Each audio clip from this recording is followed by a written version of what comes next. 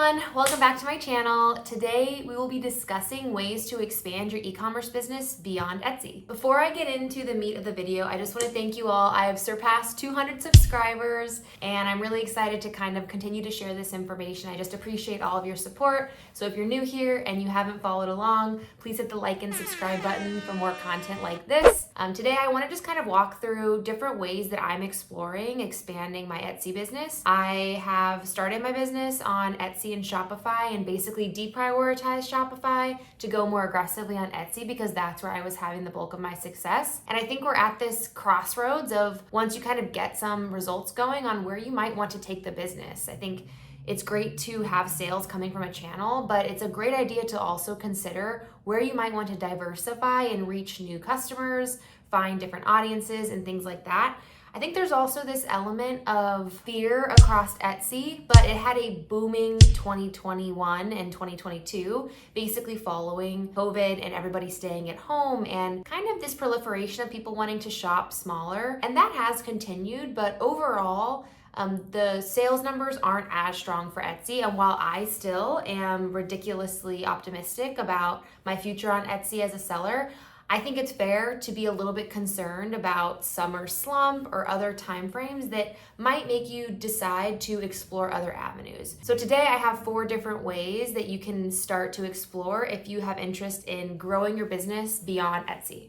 So the first one of those is the most similar to Etsy in that it's the easiest, and that is wholesale through a company like Faire. So what is wholesale?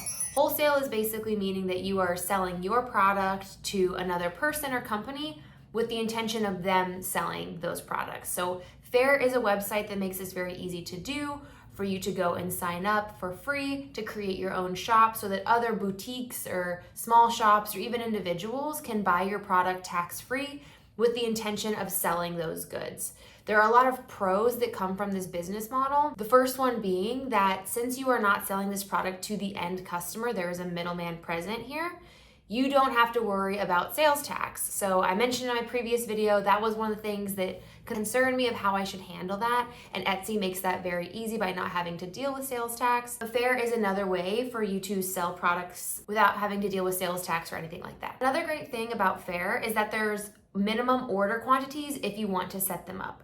So let's say that you only want to go through this effort if somebody places an order of over 10 items. That is something that you control as a seller. And since shops are buying these products, a lot of times that means that you have a very good chance of repeat orders. So if you have good products, people are liking your products and they're selling well through those boutiques, it's likely that you'll have a constant stream of repeat customers because they've already shown that those products will sell in their store. And a couple of the other reasons why I like this platform is Faire will cover the cost of shipping, whether that's directly from the person who's buying it, or if the person who's buying it has the premium subscription, then Faire will pay for that shipping for them. So as a seller, you don't have to worry about charging separately for shipping. That's all part of the package that Faire takes care of for you.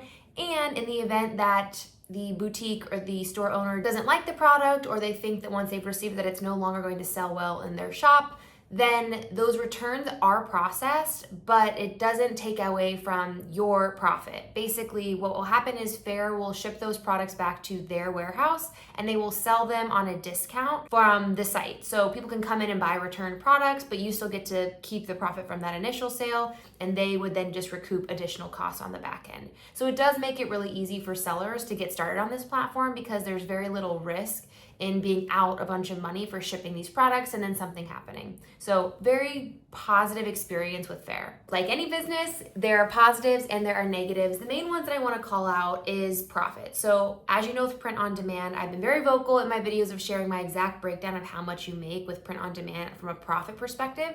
So feel free to check those videos out. I'll link them below. And so for me, that was somewhere around a 20% margin. If we're selling wholesale, that means that the person that you are selling them to will also then have to sell those products. And so likely your margin is going to be even tighter for wholesale just because there needs to be some, meat left on the bone for all parties involved. So you can expect that your margins are going to be a little bit less. However, again, you can set your minimum quantities and make it worth your while to say, hey, I'm only going to do this if somebody buys $300 worth of merchandise or 10 t-shirts or however you want to do it. to test that. The team will also help you set up your listings. It's not like Etsy where you go in and you tweak everything. You basically send all that information to them and they set it up for you. So there's a lot of ways that it takes that off of your plate. The other difficult part about Faire is that there is fees involved, similar to Etsy where they take their 6.5% processing fees. Faire has their own fees as well, and it's actually a little bit higher. So for Faire, if you have a shop that is buying from your shop, there will be a $10 initial opening order fee, and that is something that happens on every single first order. And they will also take off 15% commission for connecting you with that buyer. Keep in mind that for Etsy, it's about 6.5% and then another 3-ish% for processing, so it's closer to 10%. So it's not a wild disparity, but there is that initial $10 fee that does kind of add up. So the second idea is going to be Shopify.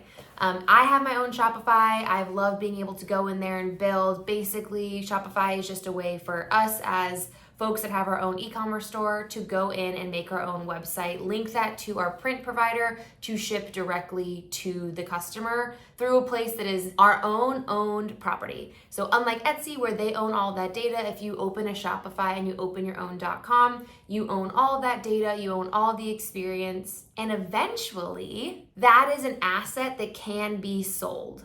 So on Etsy, as of right now, we are not allowed to sell our shops. So even if you grow this huge shop, it's unlikely that you'll be able to be approached by somebody that says, hey, I want to take over your business. Here's $50,000. Tell me how to run it.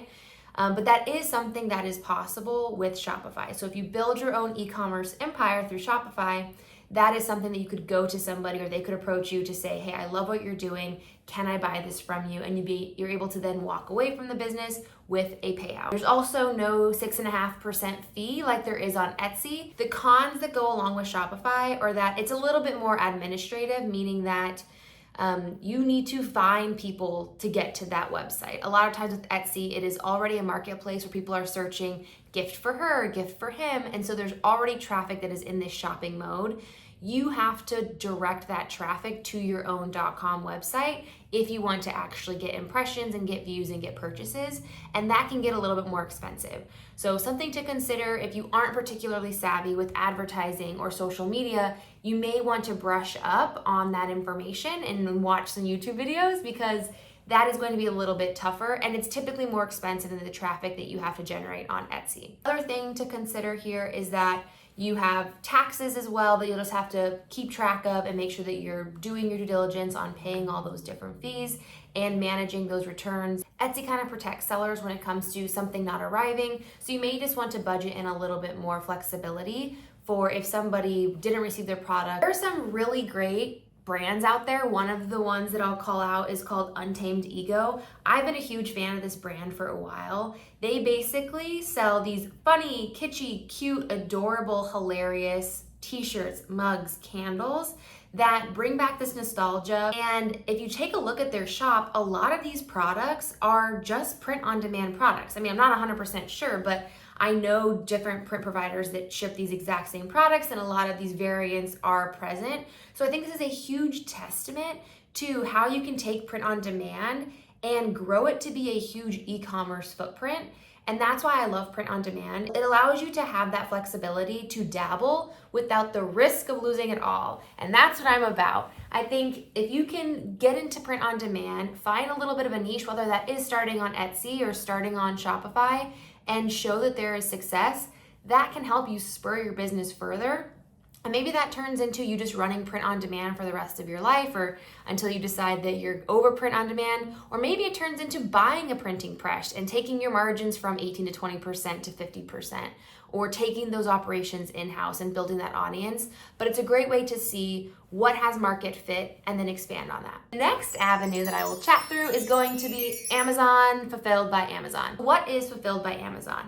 Basically, what this means is you own your own storefront and shop on Amazon, similar to how you would on Etsy. You ship in product to Amazon. As orders come in, Amazon fulfills those orders and ship those orders out. So unlike print on demand where you're fulfilling orders as they come in on a one-by-one basis and technically you're not fulfilling them and you've never actually touched the product, This includes a little bit of upfront work where you have to ship that bulk package into Amazon so they can store it in their warehouse, so that way when an order comes in through Amazon, they can process it and ship it out. What are the pros of this business model? So the first is traffic. I mean, how often are you on Amazon Prime? Because I'm on there quite often. If I need something here in a couple of days, I'm gonna go onto Amazon and I know that I have a 2-day guarantee. I can track it, they send me pictures. It's just a platform that people are constantly on. So that's the biggest pro of that platform. I mentioned the second part, which is Prime shipping. I think having that 2-day availability is something that we would not be able to get something to the consumer that quickly, most likely, or if you can, that's great. But because of how many fulfillment centers they have and the way that their production is all set up, that is a pro that only they can really execute. So that is huge. Another pro of this is with Etsy or Shopify, you have to handle the customer service. So let's say something happens and something breaks, or it doesn't arrive on time, or they aren't happy with it, all those different types of things. We as the sellers take that on to make sure that the customer is satisfied. The great thing about Amazon Prime and Fulfillment by Amazon is that is all handled by their team and their customer service representatives. So that takes a little bit of the burden off of the seller. So basically, once all that product is shipped in, you've done your job, and your job just becomes making sure that as things sell out, you have more product on the way to their distribution centers.